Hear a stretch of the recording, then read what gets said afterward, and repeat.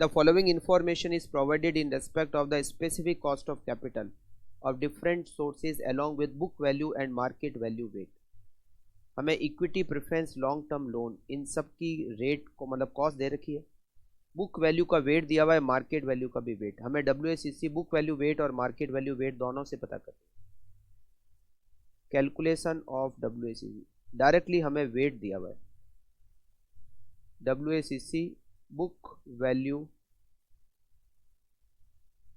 Wait. 3 source है. Source, उनका weight, cost और weighted average cost.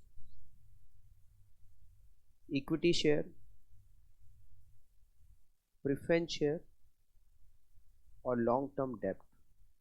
Book value weight है 0.5, 0.20, 0.30, वेट की टोटल 1. इक्विटी की कॉस्ट 18%, प्रेफरेंस की 15% और लॉन्ग टर्म डेब्ट की 7%.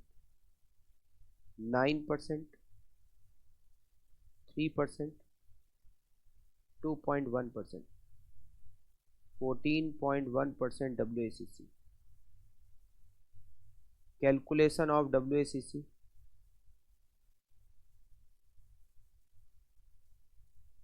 Market value weight.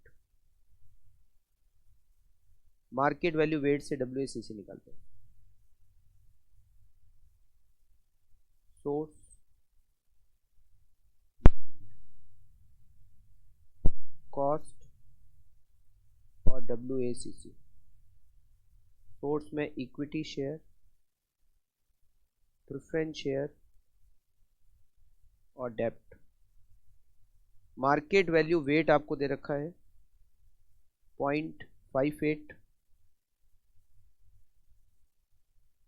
0.17 और 0.25, वेट की टोटल 1. कॉस्ट इक्विटी की 18, 15 और 7%. 0.58 multiply by 18, 10.44%.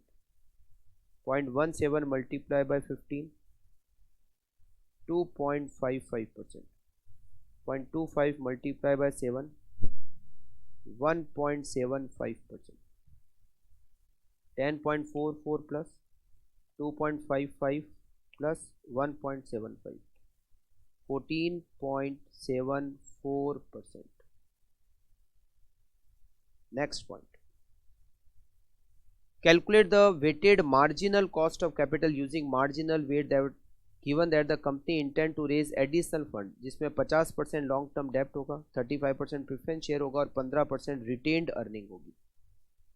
Calculation of marginal cost of capital. Marginal cost of capital. Additional fund हम कहाँ से अरेंज करेंगे? सोर्स में लॉन्ग टर्म डेब्ट होगा, उसका वेटेज होगा 50%, 0.5. प्रेफरेंस शेयर होंगे, उसका वेटेज होगा 0.35 और रिजर्व होगा, उसका वेटेज हो गया 0.15. अब कॉस्ट अलग से नहीं दे रखी है तो ऊपर जो डेब्ट की कॉस्ट दे रखी है 7% वो लेंगे, प्रेफरेंस की कॉस्ट 15% और रिजर्व की कॉस्ट जो इक्विटी की कॉस्ट है वो लेंगे 18%.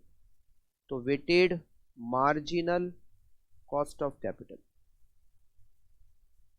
3.50%, 0.35 इंटू 15, 5.25% और 0.15 इंटू 18, 2.70%.